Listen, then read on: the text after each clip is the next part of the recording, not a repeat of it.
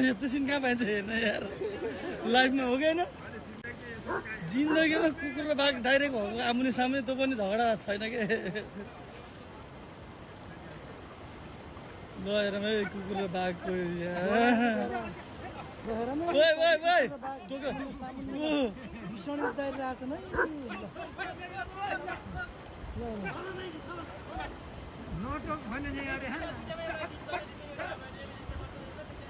कुकुर र बाघ हेरमै लाइफ यस्तो नि हुन्छ यार जिन्दगीमा बिरामी भएर न त कुकुरलाई एकसाथ हानिदिन्थ्यो त्यसले